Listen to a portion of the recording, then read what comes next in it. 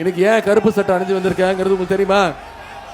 இன்னைக்கு ஒன்றிய பாஜக அரசு நாடாளுமன்றத்தை கூட்டி தொகுதி மறு வரையறை டீலிமிட்டேஷன் அப்படின்னு சொல்லி ஒரு மசோதாவை நிறைவேற்ற பார்க்கறாங்க. டீலிமிட்டேஷன் மசோதாவை இன்னைக்கு ஒட்டுமொத்த தமிழ்நாடும் நாம எதிர்த்தாகணும். ஏன்னா மக்கள் தொகை அடிப்படையா வச்சு ஒவ்வொரு மாநிலத்துடைய எம்பிக்கள் நாடாளுமன்ற உறுப்பினர்கள் எண்ணிக்கையை அதை நிர்ணயிக்க இருக்கிறாங்க. அப்படி செய்யும் போது நாடாளுமன்றத்தில் தமிழ்நாட்டுடைய ரெப்ரசன்டேஷன் கம்மி ஆகுது. அந்த முயற்சியை தான் இன்னைக்கு ஒன்றிய பாஜக அரசு செஞ்சுட்டு இருக்கு. இப்போ நம்மளுடைய தமிழ்நாட்டில் எத்தனை நாடாளுமன்ற உறுப்பினர் இருக்காங்க?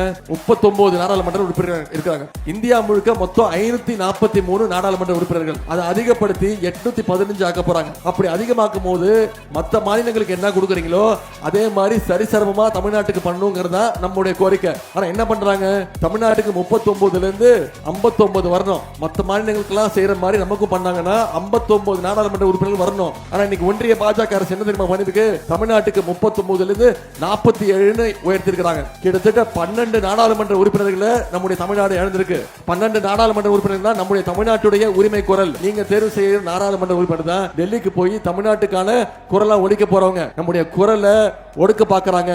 தமிழ்நாட்டுடைய உரிமையை மீண்டும் சீண்டி பாக்குறாங்க.